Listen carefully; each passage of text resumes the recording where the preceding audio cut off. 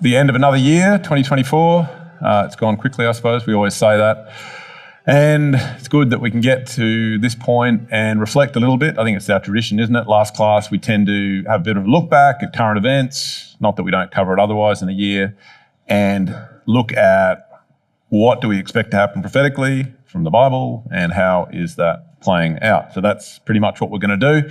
In terms of focus areas, so Dan was asking what we're going to cover, and I said I've got an overview. So I'll tell you the three areas I want us to particularly focus on. Just, I suppose I feel like they're particularly relevant, especially on the back of October 7, 2023. So I think a lot has happened since then, reactions to that event, the is it Operation Al-Aqsa flood. So we look at things through that lens somewhat. So first thing I want to look at is anti-Semitism, I suppose you would call it. It's a bit of a subjective term, but the somewhat rise of that subsequent to October 7 last year.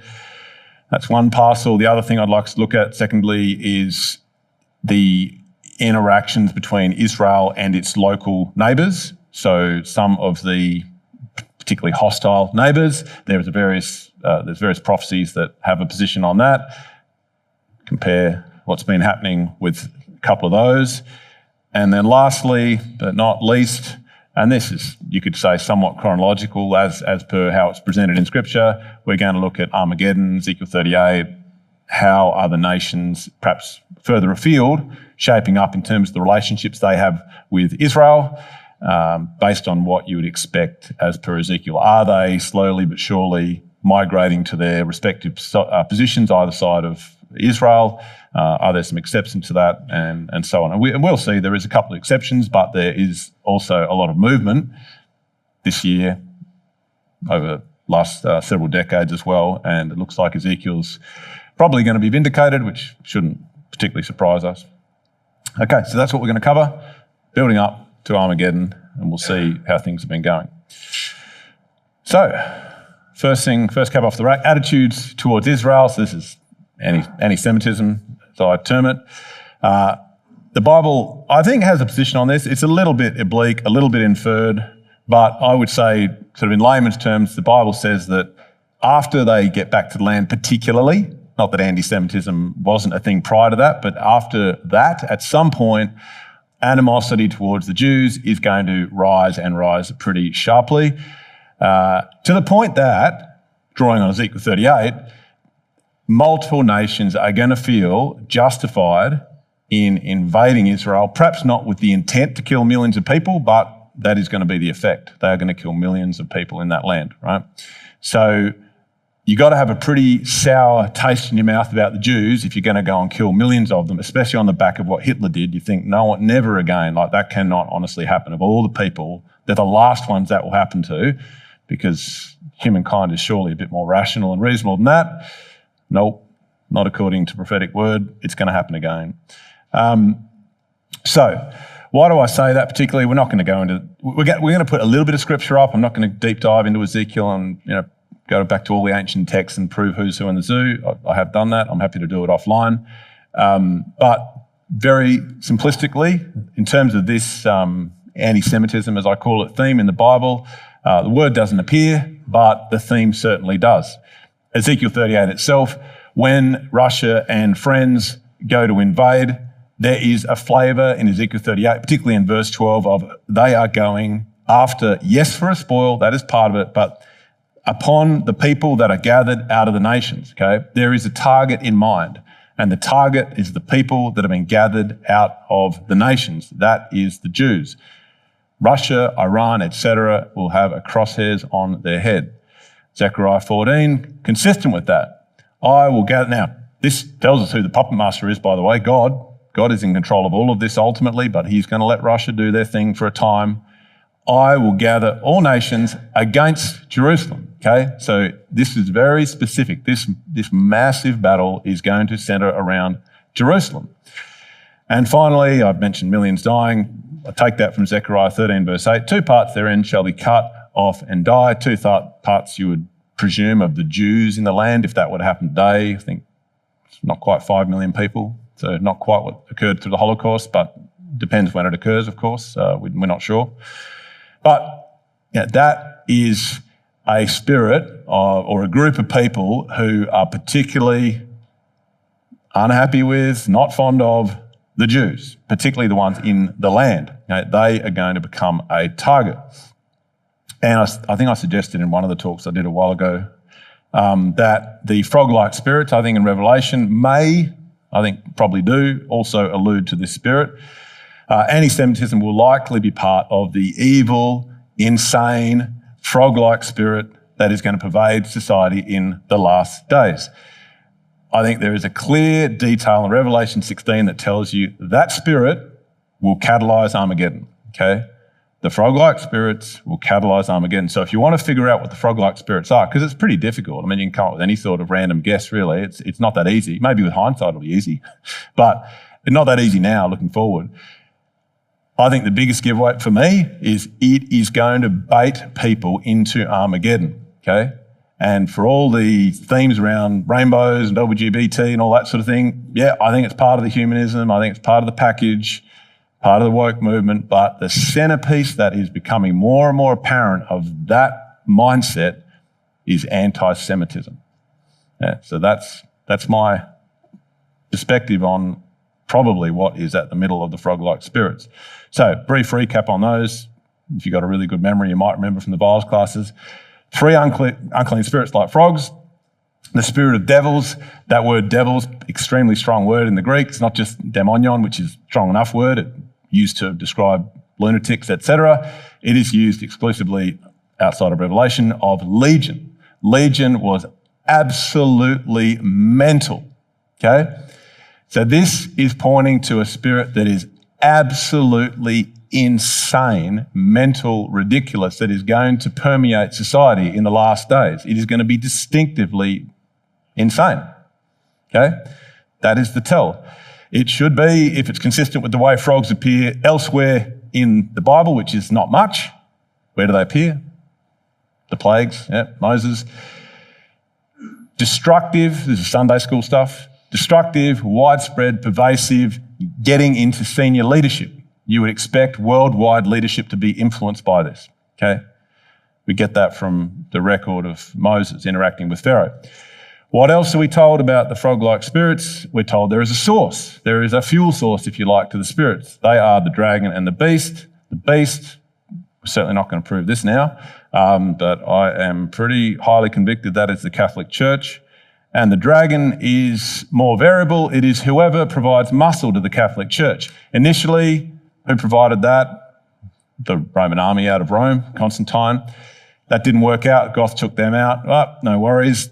Catholic Church do business with whoever suits. They get the muscle out of Byzantium after that. Constantinople, that worked for a while. They had a clash about theological perspectives. Flip across to Vienna. So they'll take their muscle from Rome, Constantinople, Vienna, doesn't matter, as long as it's part of that broader Catholic, if you like, Orthodox family, good to go. So I'm happy to read, who is the dragon, the latter-day dragon? We're not told, but you'd expect it's going to be part of the family in the broader sense, and doesn't matter where they're out of, but they will provide muscle. You look at the lay of the land today, I would expect that is either where the Eastern Empire moved to, so Russia or Western. So I'm looking at the EU, I'm looking at Russia, I'm looking at both. So we're going to look at both of those. How are they positioning in relation to the Catholic Church? Are any of those parties at the moment credibly fueling anti-Semitism? Because if that's the correct read of this, you should, at some point, may not be now, you should expect to see that ratchet up, that they are the origin of it, to an extent. Okay. I haven't put the false prophet up there. I said in my Revelation classes, I'm not sure who the false prophet is because I'm not convinced it's the Pope because I think the beast covers off the Pope. So I don't know if it could be alluding to Muslims, that sort of thing. They're certainly going to be rolled in as part of Armageddon, but I don't have a strong view. But I do have a strong view on the first two. Okay, and this is the key, right? You want to know what the frog-like spirits are? They're going to lure people into Armageddon. Nations are going to go to war against Israel and they're going to massacre Jews because of the frog-like spirits, right? That is the giveaway.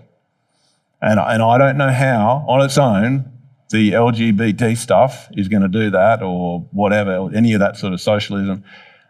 Anti-Semitism catalysing an invasion of Israel, that's credible. I think that's credible. So we're going to look at that.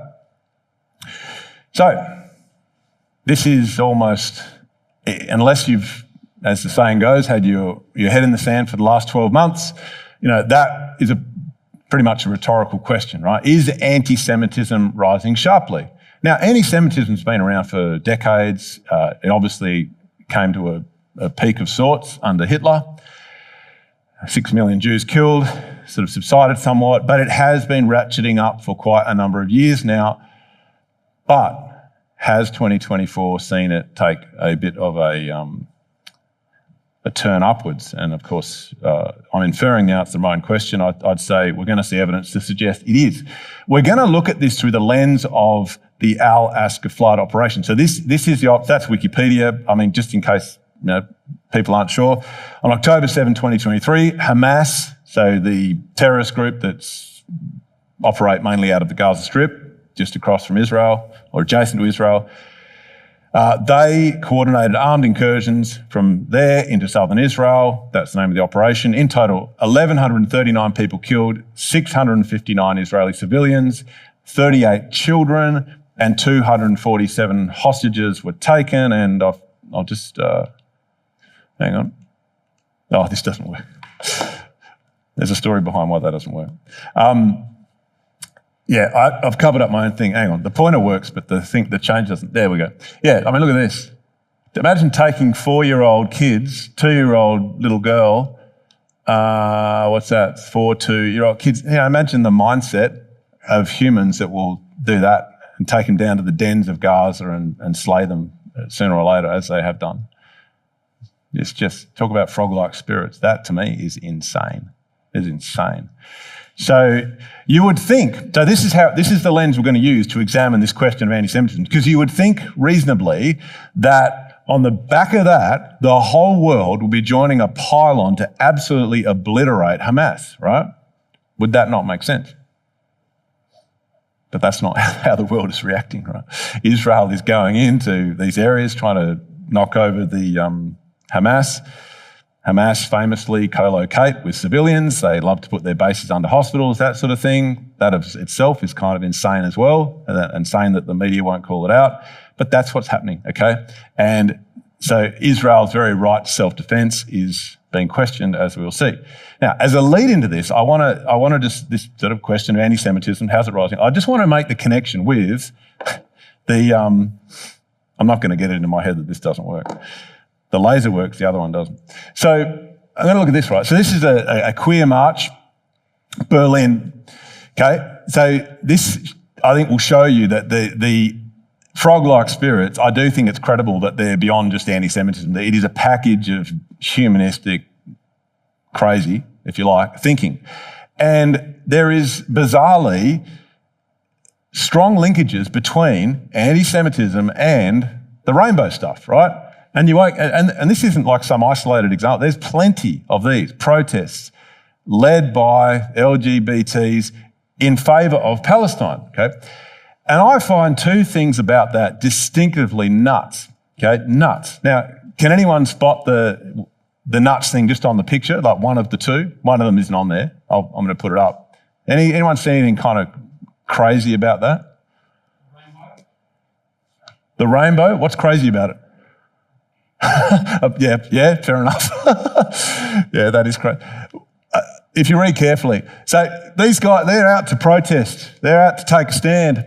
We're going to fight against racism, Islamophobia, homo, transphobia, anti-Semitism. We're not going to have a bar of that. Oh, hang on. End Israel occupation. So we won't stand for anti-Semitism, but the Jews need to get out of their land. You what? It's crazy, right? That is crazy. That is mental. Mental. And this is all over the world. This isn't just like a one-off, someone made a mistake printing the poster. Like, this is mainstream insane. And the thing, I did it again. The other thing I find kind of crazy is because if you actually read these, and I'm sure people know this, if you read the teachings of Muhammad, the Sunnah, the Islamic scriptures, many times they explicitly say these people, and they enforce this in a lot of the countries, you bump into one of these people, one of these rainbow people, you will kill them. Okay? So why on earth would they be protesting in favour of Hamas and the Palestinians who would lop their heads off and push them off top of buildings if they found them out? It's mental. That's the frog-like spirit. So that's, to me, it fits. It fits incredibly. I cannot think of a more mental thing than this. This is the world we live in. I have no idea how they rationalise it, but it's what's happening. Okay, so that's that. There's a connection to that, all that business. What about the reaction of the world? So at sort of the top international level, some organisations that sit above, I suppose, all countries, the United Nations, the International Criminal Court, what has their reaction been to Israel going in, looking to deal with Hamas? Not good. Well, not good if you're a Jew.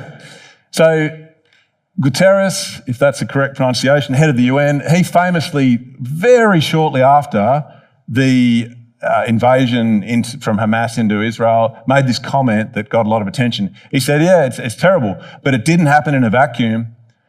And this was taken to infer that, well, you know, the Jews have been doing things and maybe there's a bit of a justification and, you know, we've got to look at this from two sides. They've just gone in, butchered babies, little kids, taken them hostages, and done things that are, I've said this before, they are so gross you cannot mention them from the platform, like the absolute animals. Animals. And you got the head of the UN saying, but you know, Jews aren't perfect either. Which I'm not saying they are, but you know, at that point, just after when the body's barely cold, that sort of comment seems rather biased.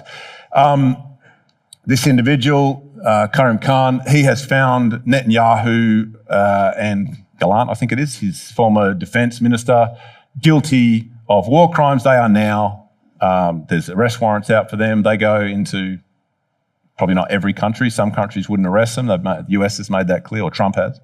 But most countries will arrest them at that because they are war criminals. They are in the same bucket as Hamas, who've also been found guilty, Hitler, etc. Right? This is where the Jews sit in the mind of the court. And I'm not an expert on the law. Maybe legally they are guilty of war crimes, but to the layman, to me, seems a little bit strange when they're acting somewhat in self-defence. They are sick of being invaded and killed by people they're putting their trust in. A lot of the people who invaded were workers of the Jews. They went back to their boss's house, which they'd been scoping out, and killed the boss and the kids. You know, complete breach of trust. Right? So they're not really acting favourably towards the Jews. Now, they're just sort of, snapshots, I guess, of a couple of international perspectives, but this is hard data. The Anti-Defamation League has published a report recently on the movement of anti-Semitism post-October 7, 2023, and it is moving. And now, again, logically, you would think after something horrific like that, it's going to lead to a groundswell of sympathy. The sort of Hamas have made martyrs of the Jews, and, the anti-Semitism is going to sort of off the cliff it goes. In reverse, it's gone parabolic to the upside. I mean, look at this. I think Aaron Grant mentioned this in his exhortation on Sunday. A tenfold increase in anti-Semitism in France. I mean, what is that? Frog-like spirits. UK, 500%, Netherlands, and here we are, there's Australia. So it doesn't have all the countries to report, but it's got Australia, 738% increase. Interesting. So on us, did it again. On us, most of us probably know this, but there's been quite a few incidents in Australia, protests. Sydney Opera House, there was a massive protest day after the invasion, Hamas's invasion into Israel. Bodies barely cold, as it were. And these people, Australians, massive mob, going crazy, chanting anti-Jewish chants and this sort of thing. Recently, I think that's a week or two, they burnt down, I believe, the most prominent synagogue in Melbourne, at least, in Victoria. Last night, another burning of a car, anti-Israeli slogans. That same thing occurred a few weeks ago. It's just going and going and going. And this is Australia. This is Melbourne and Sydney general. This is typically where it's happening, Melbourne and Sydney. There is really strong anti-Jewish sentiment in Australia. And, it's not just us. It's France. It's a whole bunch of other countries. It is going parabolic in the opposite direction to what you would expect. It's Australian government. I don't want to dwell on Australia too much, but it's our backyard. It's kind of interesting. So in Australia, you got Fatima Payment is another one. I haven't got a slide on her. I was culling slides as you do, but as a former late, she's now an independent. She's been chanting from the river to the sea in Parliament. She's not a big fan of the Jews. Then you got on the Greens side. I mean, the Greens are really anti-Semitic, in my opinion. Maureen Faruqi. So she's deleted this Instagram post, right? But she's a senator, right? She is a Green senator, and Fatima Payment is a Labor senator, now independent senator. So these are senior elected officials in the Australian government with significant power. Maureen Faruqi, Green senator, she's deleted this post, but look at this, right? She posts this on Instagram. She's with these schoolgirls having a bit of fun. Look at, they're all smiling, having a great time with their anti-Semitic posters. But this is the one that really got her in a bit of strife. Keep the world clean is what it says. And there's a stick figure chucking a bag in the bin. The bag has a flag of Israel painted on the side. This is an Australian senator standing in front of them. It's a big smile. Hey, right? Woo! It's crazy. This is our country, right? I know we're not of this world. It's not our country, but in a sense, this is the world we live in, right? You'd think it's a little bit more civilized than that. My goodness. And then here, this Jenny Leong, I think it's Jenny Leong. Yeah, it's Jenny Leong. She's a Greens MP. So I stumbled onto her website. Wow, she doesn't like the Jews much. She made this gaffe, if you like, comment in I think it was a meeting, sort of anti-Jewish meeting amongst the Greens. What is it? The Palestine Justice Forum, Palestine Justice Forum. So she stands for justice. And she sort of stupidly referred, she's talking about how the Jews, they're everywhere, they're in the banks and they're in so this is the classic anti-Semitic conspiracy stuff that just, it goes viral all over social media. Hitler would have loved 2024 because you don't need to peer review anything. You just get it out there, all your anti-Semitic material. And she's into that because she talks about the tentacles of the Jews are into everything. But the reference to tentacles was silly because, of course, I haven't got it up here because I was too cheap to buy it, actually. I didn't want to use, you got to buy the picture of the tentacles from Hitler, but you can look it up. But there's more than one where the Jews are presented, or Churchill in one actually was presented as a Jewish sympathiser, they've got his tentacles into the globe and they're piercing in and there's blood coming out, right? This was central Nazi propaganda used to demonise the Jews. They had lots of posters, they made movies, the Nazis, Goebbels was of course the head of that, very, very good at demonising Jews. Well, in 2024, there's a few other people that are pretty good at demonising Jews, right? In Australia and elsewhere. And would it be surprising to see it end in the same way? No, it would not. Not scripturally, not even without the Bible in your hand. You could speculate where this is going to go. With the Bible in hand, you don't need to speculate. You know where it's going to go. It's going to end in a massive war, okay? So, that is that. Yes, anti-Semitism is rising. Now, is there evidence that the EU or Russia or the Pope are starting to fuel this or have been fueling any of this, okay? And I would say up until this year, you can see inferences, sometimes strong inferences if you like, but since October 7, again, everybody's kind of been galvanised into stronger positions, including the Jews, which is what's flushing out some of this reaction. But some of these parties, as you'll see, I think are starting to show their hand, and they are not big fans of the Jews, including that individual, the Pope. So look at this, right? So he has been intimating that there may be genocide occurring in, that's a strong word, genocide, right? That's what Hitler did. He killed 6 million people. But the definition of genocide is not actually a function of the number. But mentally, emotionally, boy, it makes me think of Nazis, right? So he's saying, oh, it looks like it could be genocide. But, being the even-handed man that he is, he wants to have an independent international investigation and see how that pans out. Now, do you think he might know how that will end? Amnesty International has already called it a genocide. ICC, UN, in their way, are inferring, saying it's there or thereabouts. What do you think an independent international investigation is going to conclude as to whether the Jews are committing genocide? I don't know, but I'd be pretty surprised if it doesn't conclude they're guilty of genocide. What is the world's historic solution to people who commit genocide? You kill them. Genocide.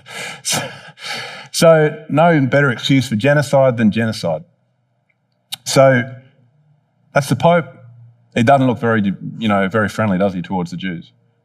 To me, that I have never seen. That I've researched to death, but I've never seen such an obvious anti-Semitic comment from the Pope. Not this Pope, anyway.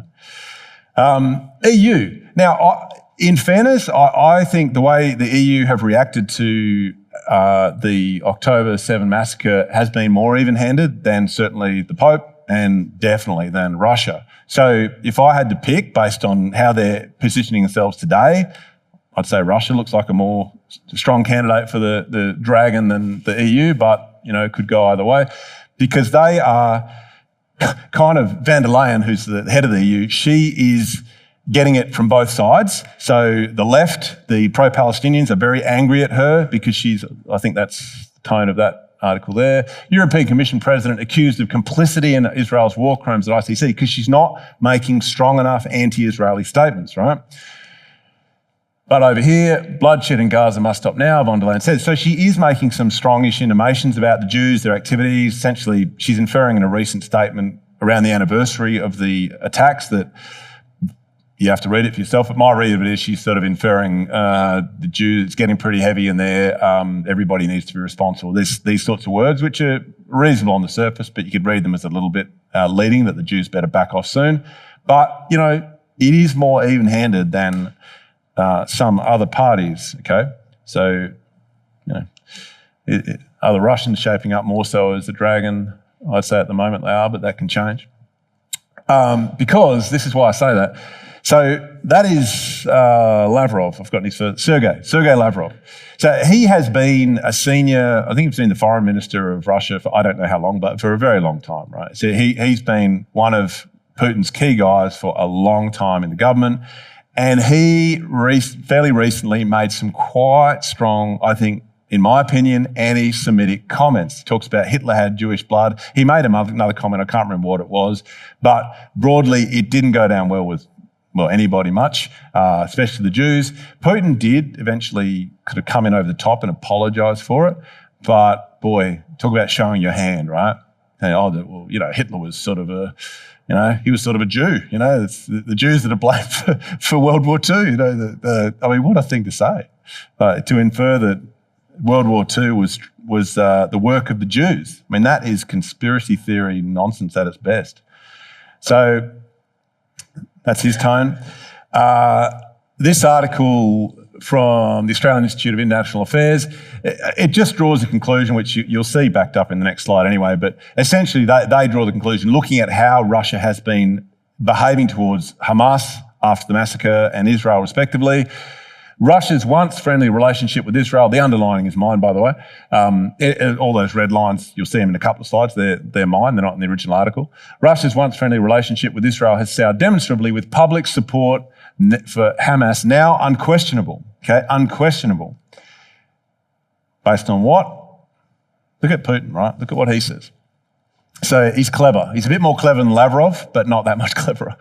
Putin says Gaza conflict, not a war, but total destruction of civilian population. What is the word for that? There's a word for that. Genocide, okay? The G word is getting bandied about like it's nobody's business. And it's not the Russians. I mean, he's doing it up in Ukraine. Not the Iranians, not Hamas, not Hezbollah. It's the Jews.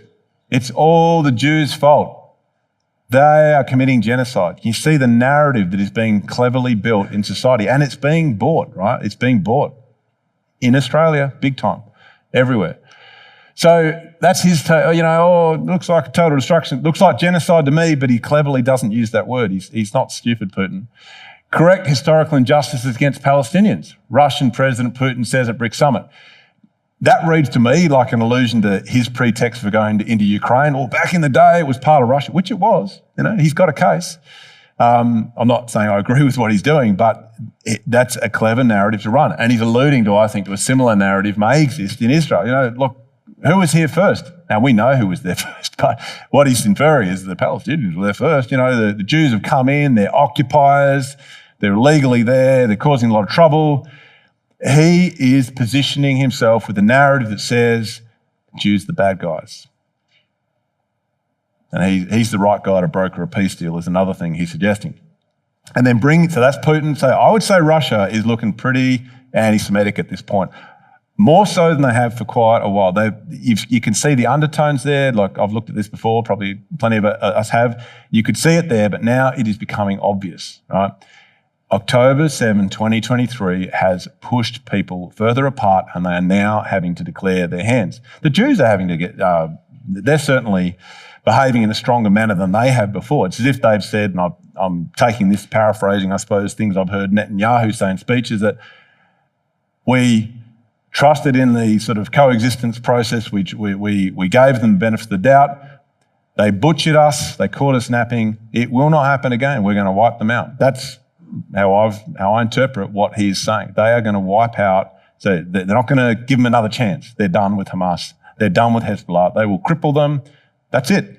And for that, they will be painted as Hitler, genocide. They will be painted as people perpetrating genocide. It's already occurring.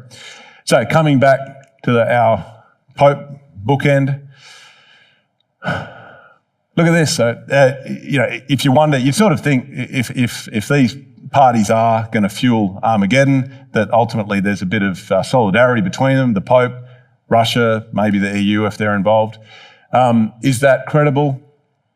The Vatican defends the Pope's praise of great Russian Empire after fury in Ukraine. So this is a reference to Pope Francis gave a video conference, I don't think he was there, presumably from the Vatican, into St. Petersburg to a large group of young people, Catholic people in Russia, okay?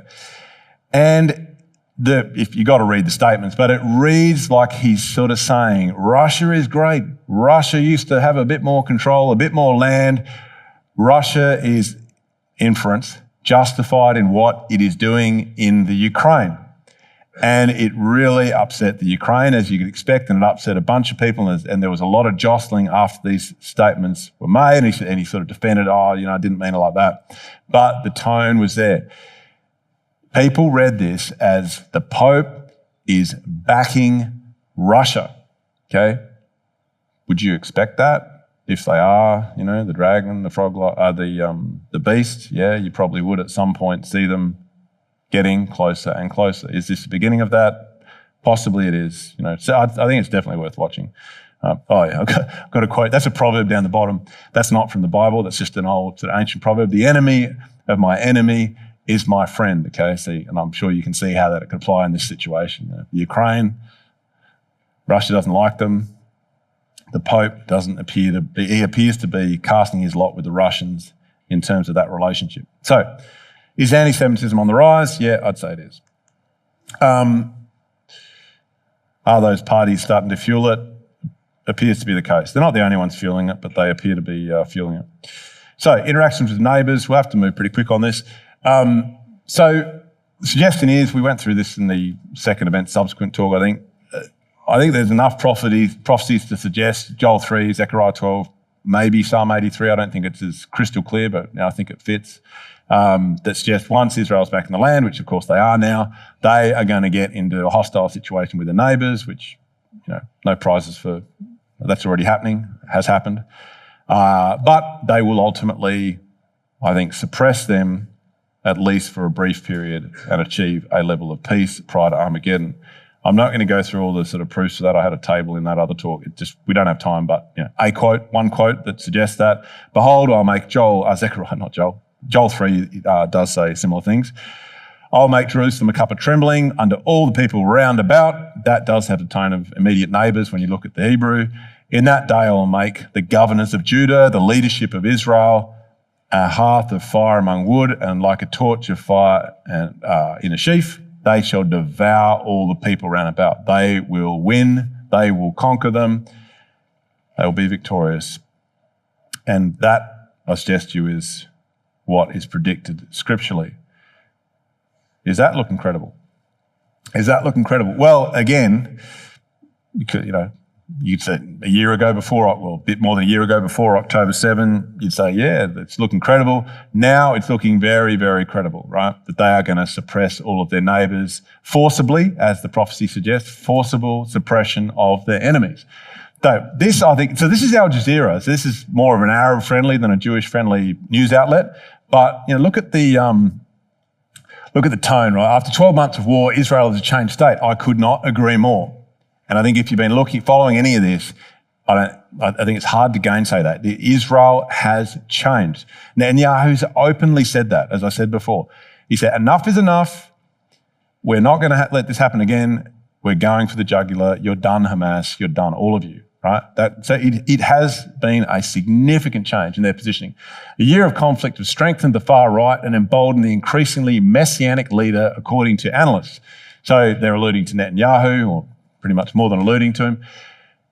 He is far right relative to probably what they'd like him to be. He is Zionistic. He is pushing a much harder line than was previously being pushed by Israel, and his mandate, what he claims his mandate for that is October 7, 2023.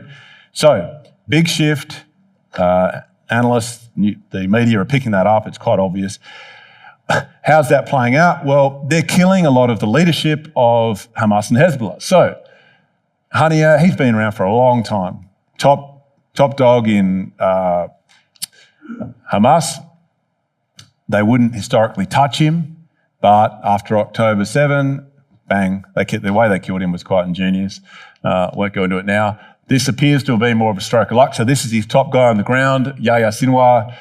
He drove through into a building, routine scouting, so they claim, and there he was, and they went up and shot him.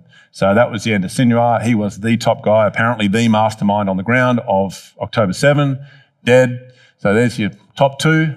And then Nasrallah, again, long-standing leader of Hezbollah. They killed him in a sort of different way, more brute force than the clever stuff they did with Haniyeh. They just kept dropping bombs on his bunker. I don't know how many they dropped. Someone told me 60 or something.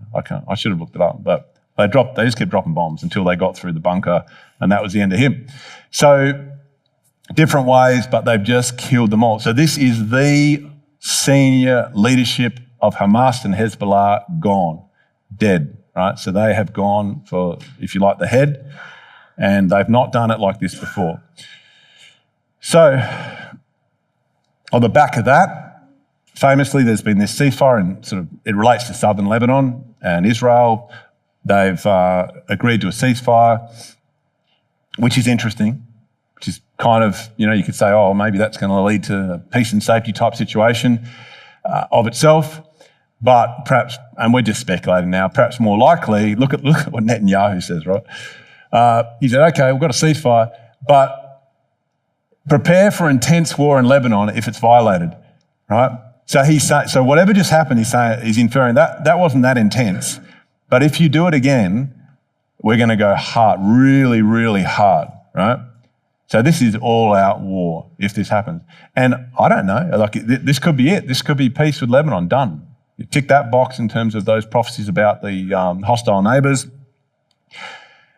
If not, option B, they just can't resist the urge to pull the trigger again, which, you probably guess they won't be able to resist the urge given the nature of the people. Hezbollah, I don't know. But if they do pull the trigger, either way, it's hard to see it not being the end, right?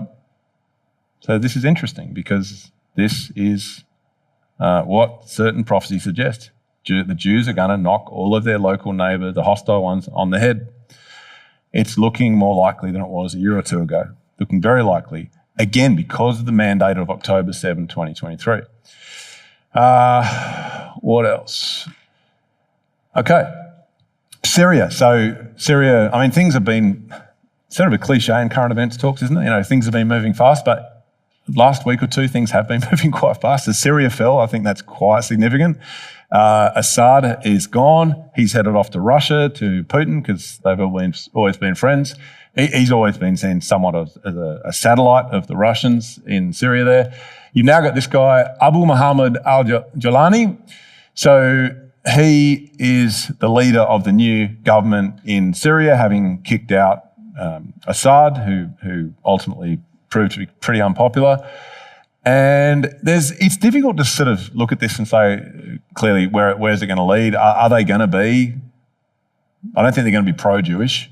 Are they going to tolerate the Jews a bit better than their predecessor? Don't know. There are some tones that may be the case. The West has nothing to fear from Syria. Rebel leader says. Who knows? Something we just got to watch, right? But at some point, Israel is going to be on top of all of its neighbours. You wouldn't say Syria was particularly strong anyway. There have been years of civil war. Now they're even weaker.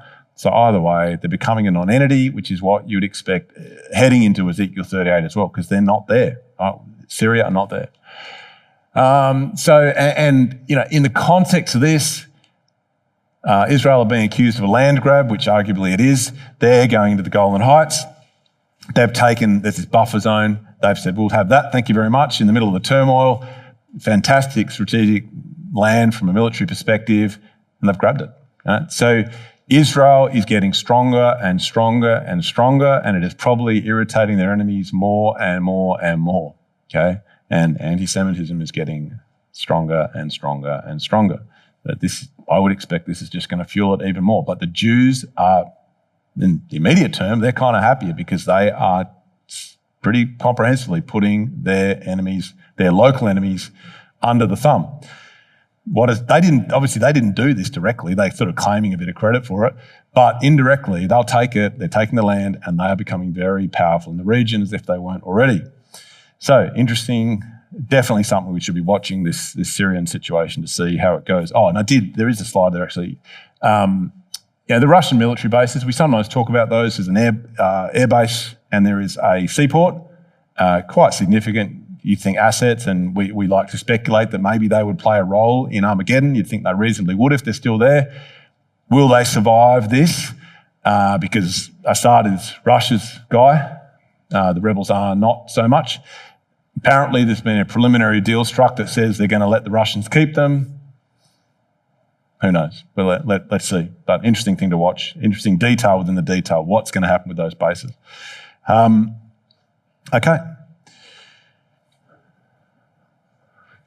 And I've pretty much alluded to this already. But maybe I'll put this here in case I forgot. But all this is all looking good for the Jews, and on one hand, not for the ones who aren't in the land. You can see why this is going to encourage people to move, I would think, out of countries like Australia into Israel, because Israel's starting to feel safer. Australia, Houston, Paris, whatever, Ontario, they're starting to feel a lot less safe, okay? But ultimately, could the way they achieve this peace, and this is just speculation, right? I think it's good. It's okay to speculate in relation to prophecy as long as we declare it. That's what we're doing. I'm just speculating. I just wonder if they achieve the peace locally, they're sitting pretty. I think that is predicted prophetically, and then that is used as a pretext to invade, right? They've committed genocide.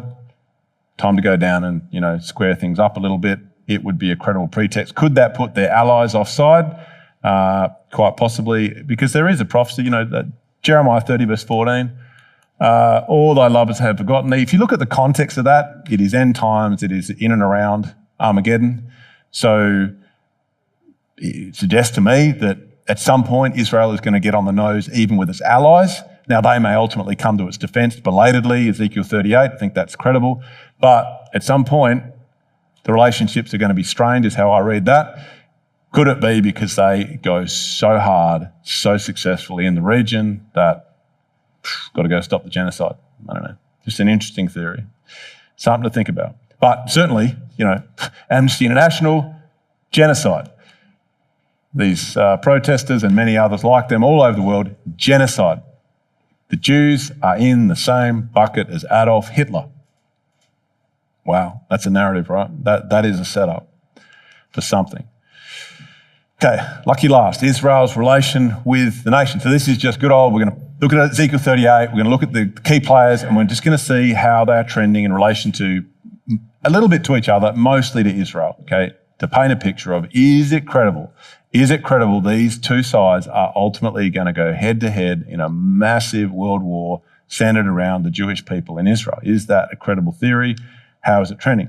Now, I do want to do a little bit, just a quick flashback on a couple of things here, because in talking to my kids about a couple of things, I realised that even, say, Brexit, some of the kids may not know about that much. Maybe they do. But there's just a couple of things that have happened in relation to Ezekiel 38 that perhaps a lot of us take for granted, but maybe some of the young ones aren't clear about them. And they're major things, like major developments that have sort of shifted this prophecy in the direction you would expect, and they're worth being aware of. So I'm just going to briefly touch on those. But this is the general prediction. Russia, Iran, various allies are going to invade Israel, and they will be opposed, it reads to me, somewhat belatedly, somewhat unsuccessfully, by a British-led alliance, ultimately. So this is a slide. I went through this in events subsequent, so very briefly, certainly not going to prove it. Ezekiel 38 says they are going to be invaded by an alliance headed up by them. They're going to pull in these folks, and probably Turkey. You can debate whether Tagama is a bit more over this side into Armenia and these sorts of areas, Georgia perhaps. Goma, even more fluid, I think I said in that talk, because they originated here, they migrated here, so you'll see different opinions on that. So I've got an open mind about, maybe it's Eastern Europe, maybe it's Western Europe, maybe it's both. Let's just sort of... it is just hard to pin it down, I think, based on the ancient evidence. These, I think, are a lot easier to pin down because they didn't move as much. So we would expect they're going to be on one side, roughly, at some point, and then Britain, its allies, which I haven't got on the map there, the young lions, countries which originated out of them, like ourselves, Saudi and Yemen, they are going to team up and oppose that Russian invader. So, one thing I'll say, and I did say this in, I think the first event subsequent talk, I made the comment that so we're going to do it. I said it's a really good exercise. I suggested doing it for homework, and I'm assuming no one did, to look at the lay of the land in 1948, because in 1948, you could look at Ezekiel 38, you could say, oh, wow, bravo, Ezekiel, not just Ezekiel, but you picked it so well. Israel, against all the odds, they are back in the land just as Ezekiel suggests, because they're going to be attacked on the mountains of Israel. Wow, bravo, Ezekiel. However, his predictions about the alliances, the subsequent predicted invasion and the who's who in the zoo of who is going to attack them were horribly inaccurate at that point, like perfectly inaccurate, okay? And so at that point, you could sort of say, well, you could believe God and he'd be counted to you as for righteousness, or you could start contorting Scripture, right? So what are you going to do? Because if you started contorting Scripture, you'd have egg on your face at this point. Because 1948, Egypt, Jordan, Iraq, Syria, Lebanon, Saudi, Yemen, fierce enemies of the Jews. As soon as they got voted in as, yep, you can have the country by the UN, bang, they went to war. Who was friendly? Iran and Turkey, quite liberal in that sense. Iran and Turkey, very friendly, right? What does Ezekiel say? Well, Ezekiel is 100% wrong, because in Ezekiel 38, they're not there, they're not there, they're not there, they're not there, they're not there. They are a friend of Israel. They are a friend of Israel. And these guys headline the invasion along with Russia, Iran, and Turkey, right? Every single thing is wrong. Every single thing is wrong. Other than the prediction that they're going to go back to Israel, which is great. So, how is that going? Well, Egypt, peace treaty, we'll look at this briefly in a second. Jordan, peace treaty, done, right? Now, things can change, but for now, it's looking rather stable. They've had peace treaties in place for decades. Iraq, still an enemy, not particularly powerful, but, they're still an entity. Syria, still an enemy, not sure as of yesterday. We'll see, but probably still an enemy. There's ISIS, sort of Al-Qaeda type background to some of these rebels. But they're pretty weak, extremely weak. And the other thing I neglected to say is the Jews are, as we speak, I believe, they are going to all the weapons depots of Assad and they're wiping them all out. So they're doing airstrikes all through Syria, knocking off all of Assad's weapons in case the rebels get them. So the rebels are going to be really hard up for military muscle because Putin's not going to help them. Don't know if Iran's going to help them. The Jews certainly aren't going to help them. So Syria is looking awfully weak. So to me, you could sort of just about tick that box from an Ezekiel 38 point of view. Lebanon, copy and paste.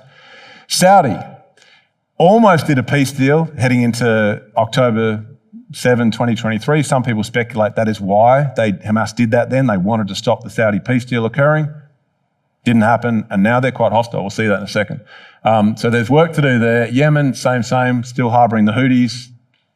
I would expect they're next on Israel's list, but that's just me speculating. Well, let's see. Iran, fierce enemy from the most sort of liberal, Israeli-friendly government in around 48. Turkey, same thing. Not as fierce as Iran, but they flipped in this year, actually, really flipped. So, interesting. It's not done, but it's looking a lot better than it was. So, how's it shaping up? Well, so this is the Iranian Revolution, right? Just brief history lesson. You can look it up on Wikipedia. After the establishment of the State of Israel in May 1948, Israel and Iran maintained close ties. However, so they were friends. The Iranian Revolution overthrew the Pahlavi dynasty. Hopefully there's no Irani. I hope there are Iranian brothers and sisters here, but I'm sure that's a bad pronunciation. That occurred in January 79. The success of the revolution was met with surprise around the world, as it was unusual. I always like hearing this sort of language when reading about history that relates to Bible prophecy. It occurred in a country experiencing relative prosperity, produced profound change at great speed, and replaced a pro-Western monarchy with an anti-Western Islamic republic, declaring the State of Israel as its core objective. Okay? Bravo, Ezekiel. Glad I didn't go and contort Ezekiel into saying something it doesn't.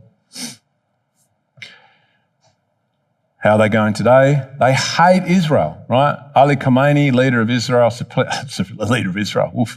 wash your mouth out. Supreme leader of Iran, hates Israel, wants to wipe them out. No secret, they are the backers of Hezbollah and Hamas and the Houthis, okay? They hate them. Huge tick to Ezekiel at that point. What about Egypt? So Egypt headlined the invasion, was meant to be invasion, but the Jews preempted it. 1967, Six-Day War, Nasser, that was headlined by Egypt, right? Wrong side of the ledger from Ezekiel's perspective. Something had to change. It changed about, 12 years later, okay? Nasser's gone. That is Jimmy Carter, so he was the mediator, I suppose, witness to the deal. And we've got, I don't know how to pronounce this, Menachem Begin and Anwar Sadat, head of Egypt. They make a peace treaty. It's held since, right? They are formally at peace. I wouldn't say Egypt are the best friends of Israel, but they are formally at peace, and they have been for a long time, 1979. So 2 months after the Iranian Revolution. So two dominoes, big dominoes fell that year in favour of Ezekiel's prophecy, okay? Fast forward a bit later on, 1994. Bill Clinton, Yitzhak Rabin, and King Hussein, Jordan's King Hussein, they broker a peace deal between Israel and Jordan, okay, 1994. Big year from Ezekiel 38's perspective, because again, they were on the wrong side of the ledger in 1948. They did a peace deal. Now they're fine. They're on the right side. So it's not saying, Ezekiel doesn't say Jordan are going to flip completely and be part of the British alliance, or nor Egypt, doesn't say that, but they're just absent, right? And that was hard to conceive in 1948 when they're actively attacking the Jews and wanting them gone, right? They did a peace deal. Ezekiel looks good at that point for Jordan, from a Jordan perspective. Turkey. So they were quite liberal, quite friendly towards the Jews, particularly, say, 1949. more so than Iran even. They were like the first sort of nation from the area to support Israel. And it's been on and off like that for a long time, but under Erdogan's leadership, it has started to ebb and flow a bit more and, probably amber with a shade of red. But again, this galvanization through October 2023, he has flipped out in terms of the Jewish response to that, and he has said, basically, you can read it yourself, I am done with Israel. Turkish president said he will not continue or develop relationships with Israel in future, right? They are done with Israel. That is what you would expect from Ezekiel 38, okay? Again, could it flip back and flip? Yep, anything can happen, right? But the trend is your friend.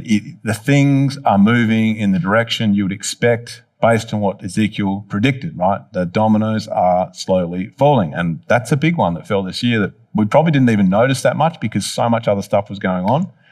But because they're not absent from Ezekiel 38, right? They are on the Russian side. So they need to be, you would think, pretty aggressive. Is there a tone in Daniel 11 that Russia's going to sort of put them under the thumb? I think there is. So there's some sort of subjugation there, but doesn't mean they can't be a little bit friendly leading into that, and perhaps Putin or his successor, one of them, comes down and cements that relationship with an agreement at gunpoint or something like that. We'll see.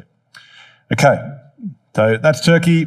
Iran and Russia, we're not going to look at all the interrelationships, but as sort of the leaders, if you like, is the way it's inferred from the order of Ezekiel 38 of the invasion, you would expect their relationships are going to slowly but surely improve and get stronger and stronger. You don't go to war with a country that you're at odds with. They have been getting closer and closer for, I don't know how long, a long time. It feels like just about decades, I could say now.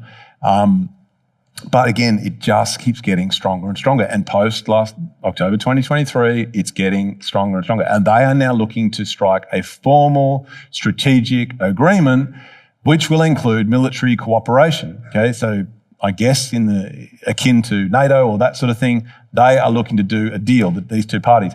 And they're supplying weapons to each other, all that sort of thing. They're already cooperating extensively, but they want to take it up a level. So we don't have time to read all that, but suffice to say, they're already providing drones, Iran are, into Ukraine for Russia to shoot up the Ukrainians.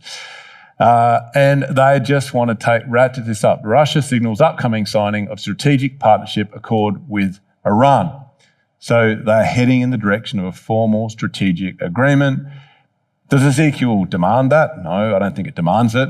But is it confluent with Ezekiel? Yeah, it is. I think it is. It's all kind of pointing in that direction. Very briefly, the lesser, if you like, players, the ones that come a little lower down in Ezekiel, Northeast African, Sudan, Libya, Ethiopia, that typically the countries we would tend to align with those references in Ezekiel. Are they friendly with Russia? They're really friendly with Russia. They're militarily friendly with Russia. So Russia has military assets in Libya on the ground. It has naval assets in Sudan, and it has a very strong relationship with Ethiopia. I don't actually know if there's military assets involved there. I didn't check that. But, pictured how Russia is expanding its military foothold in Africa, explicitly Libya. Russia's military presence these are recent articles, by the way. I think they're all this year. Russia's military presence in Sudan boosts Africa's strategy. Sudan and Russia have reportedly agreed to establish a Russian naval base near Port Sudan. That is what you would expect. Again, Ezekiel doesn't demand this level of intimacy, but it's kind of pretty consistent, isn't it? It's encouraging to see it. And so on with Ethiopia. They are all very close to Russia. How the British shaping up. I said that we'd do done a history lesson on Jordan, Egypt, and Iran. Just one lucky last Brexit, because I think it's just so significant. So, back when I was not your age, those kids, but because I wasn't even in the truth, but I don't know, I won't point to anyone. But back when I was in my 20s, I heard plenty of lectures like this, lectures or whatever, this Bible class, where the speaker said, we suspect that the Brits are going to pull out of the EU, right? Multiple times I heard that, right? And you can look up the odds. You can look up the bookies are running books on this, and you can see the odds at one point got to about 6-1, right? And I remember I was telling my kids, I remember looking at it once, these are 3-1. I thought, Oh, we don't gamble. It was tempting though, because I thought they're definitely going to pull out. Definitely going to pull out. And they did pull out. It was against the odds. The bookies had it wrong, badly wrong. They thought that the Brits would stay in the EU. Okay? They did not stay in the EU because, again, prophetically, if it didn't happen then, it would happen somehow, right? Somehow Britain was never going to stay in the EU. Why were they be in that sort of, European family? Why were they not going to stay in it? Because you cannot go to war with a country you're in a military alliance with. That's why I speculate NATO will fall, right? How do you have the US in a military alliance with Europe when they're going to go to war, according to Ezekiel, right? It has to break at some point. This had to break. NATO, I think, probably has to break at some point. So that is Brexit. That happened so that was based on a referendum that went to the British people in 2016. It was ratified under law in 2020, but 2016 is really when it happened, if you like. And it sort of shook the world because people did not expect this isolationist approach from Britain, but they, by the skin of their teeth, the no people, whatever it was, the breakaway people won, and that's it. Britain is no longer part of the EU. Huge domino that fell in the previous decade. I would argue probably the biggest one to fall. Right? For anyone who's not aware of it, it's really good to be aware of that. It's a big deal. And I don't know, am I the only person who heard people saying from the platform, this is very likely going to happen, and then got excited when it happened? I remember it. Did anyone else, am I the only person? Yeah, 1, 2, yeah, quite a few, right? Quite a few. So, next, how's the US shaping up? Oh boy, it's a bit scary, like Donald Trump. He is fiercely pro-Israeli. Right? Certainly, his words would indicate that at this point, right? Trump will give Israel a blank check, which may mean all-out war with Iran, says ex-CIA chief. Now, that's just someone's opinion, but you just look at the things he made a statement at one point, and it was to a Christian group, so I guess he had a vested interest. He said, I love Israel. We love Israel, he said. We love Israel, quote, unquote. We love them, right? He's got Jewish connections in his family. He is rather pro-Israeli, and he said there's going to be hell to pay if they don't release the hostages by the time he's inaugurated, January 20. One thing with Trump is you don't die wondering where he stands. You may a little with Albanese, but you don't with Donald Trump. Yeah, I'm not saying that for better or for worse. That's what he's like. It's interesting to watch. And then NATO, right? So he obviously was a bit downbeat on NATO in his first term as president. I don't know what he's going to do. I don't think any of us know what he's going to do in his second term. But if anyone's going to start to dismantle that thing, you'd think he'll have a think about it. If they're not paying the bills, all that sort of thing, he'll have a look. He has put, as he has with pretty much all his appointments, he this time around he appears to be putting in loyalists, like people who are fiercely loyal. Perhaps a couple of questionable picks on the basis of that. This is another, this Matt Whitaker, NATO ambassador. He's put him in place. He's apparently very fiercely loyal to Trump. He's going to do what Trump wants him to do. And if Trump says dismantle NATO, he will. Now, Trump is not saying that. Don't know if he's going to do it. Maybe it'll happen some other way subsequent to Trump. I don't know. But again, it's like the Syria situation. Our Lord told us to watch. We should be watching that, right? We should be watching what is going to happen with the US and NATO. Let's see. What about the British? Pretty pro-Israeli, as you might expect. Again, it can swing, ebbs and flows. But at this point, Starmer, I had to look up who the Prime Minister was. I don't know if I'm the only person who would have to do this, but I had to look up who the Prime Minister of Britain was because it's changed so much in the last decade or two. But yeah, Keir Starmer is the PM. And he, like anybody who's making pro-Israeli comments, he is getting branded racist, Nazi, all these sorts of names are getting bandied about. Because he's saying, shame on him, the Israelis have a right to defend themselves. And that is considered to be almost hate speech today. Starmer branded racist for defending Israel's right to self-defense. So this sort of brings us back full circle to our first topic, which is this theme of anti-Semitism. It is strong. And yes, the British are far more sympathetic than British in the US, as you may expect with Ezekiel 13 in hand, far more sympathetic towards the Jews than the Pope, than the Russians, than, dare I say, the Iranians, and so on, right? So generally, things are lining up. And then again, talking about military alliances, again, Ezekiel doesn't demand that there are formal strategic alliances in place between the British Britain and the Young Lions. But it's not that surprising to see it, and I suppose it's a little bit encouraging. So we have AUKUS, been around for a while, Australia, the UK, the US.